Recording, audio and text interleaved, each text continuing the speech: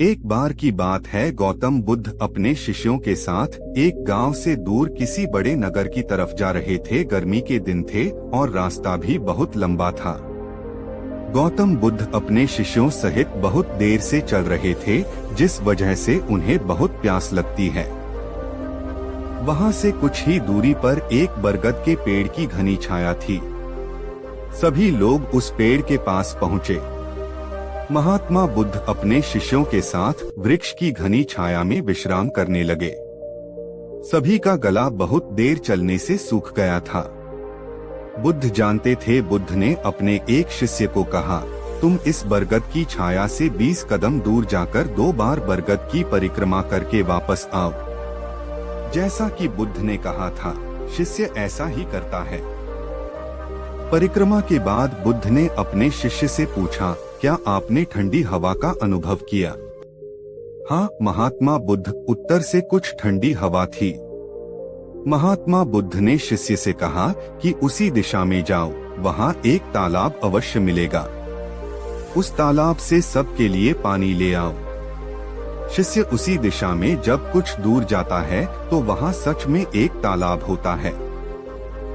शिष्य तालाब को देखकर बहुत खुश होता है और जैसे ही वह तालाब के पास जाता है और पानी भरने ही वाला होता है, शिष्य को दूर तालाब में कपड़े धो रही कुछ महिलाएं दिखाई देती हैं। यह देखकर शिष्य मन में सोचते हैं कि यह पानी गंदा हो गया है। लेकिन जब शिष्यों ने तालाब के पानी को ध्यान से देखा तो उन्होंने पाया कि तालाब का कुछ पानी अभी भी साफ है। इसी बीच तालाब के किनारे से 2 बैलगाड़ियां तेजी से गुजरती हैं। बैलगाड़ी के पहिए तालाब की मिट्टी पर कितनी जोर से निकलते हैं। तालाब के तल में बैठी हुई बहुत सारी मिट्टी तालाब के ऊपर आ जाती है, जिससे तालाब का बचा हुआ पानी भी गंदा हो जाता है। यह देख शिष्य बिना पानी लिए क्रोध में महात्मा बुद्ध के पास वापस चला जाता है। शिष्य बड़े ही निराशा भाव से महात्मा बुद्ध को सब बात बताता है। शिष्य की बातें सुन सभी शिष्य बोलते हैं कि हमें तुरंत यहाँ से निकलना चाहिए, किसी दूसरी जगह पानी की खोज करनी चाहिए, वरना प्यास के मारे जान निकाल जाएगी। यहाँ महात्मा बुद्ध सभी को शांत होने के लिए कहते हैं और कहते हैं, धैर्य रखें और कुछ देर यहीं बैठें। उचित समय आने तक धैर्य बनाए रखें। महात्मा बुद्ध की बात सुनकर सभी शांत हो जाते हैं और वहीं बैठ जाते हैं। कुछ समय बीत जाने के बाद महात्मा बुद्ध फिर से अपने शिष्य को उसी तालाब से पानी लाने के लिए कहते हैं। शिष्य बिना कोई सवाल किए उसी तालाब से पानी लेने के लिए फिर से चला जाता है। तालाब की हालत देख शिष्य को यकीन नहीं होता। तालाब का पानी पूरी तरह से साफ होता है। यह देख शिष्य बहुत खुश होता है और पानी भरकर महात्मा बुद्ध के पास जाता है। सभी पानी पीकर अपनी प्यास बुझते हैं। लेकिन अभी भी सबके मन में एक सवाल था कि आखिर यह चमत्कार हुआ कैसे? तालाब का पूरा पानी गंदा था।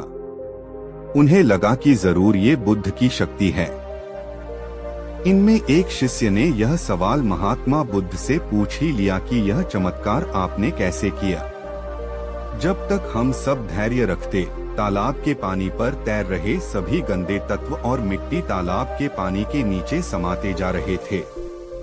फिर कुछ देर बाद शिष्य जब वहां तालाब के पास पहुंचा, तब तक सब दूषित कण नीचे बैठ चुके थे, जिससे तालाब का पानी पहले की तरह साफ हो गया और तालाब साफ नजर आने लगा।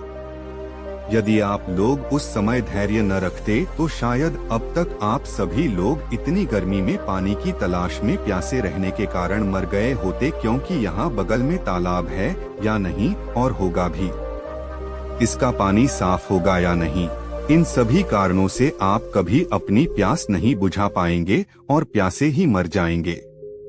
फिर इतना कहने के बाद महात्मा बुद्ध अपने शिष्यों को एक सीख देते हुए कहते हैं कि जिस स्थिति और कठिन समय का हम आज सामना कर रहे हैं, वह जीवन के हर मोड़ पर आएगा। तब उस समय भी तुम्हें यही संयम बनाए रखना होगा। और आपको अपने विवेक का प्रयोग करके ही उचित निर्णय से सही नतीजे पर पहुंचना होगा। हर मुश्किल समय में सब्र रखकर शांत मन से कोई निर्णय लेना चाहिए जो आपके और दूसरों के हित में हो, क्योंकि ऐसे हालात में लोग अक्सर गुस्से में आकर अपना सब्र खो देते हैं और जल्दबाजी में गलत काम और फैसला कर बैठते हैं, जिसका बुरा परिणाम बाद में वही देखने को मिलता है जिनमें स्वयं को अधिक हानि होती है।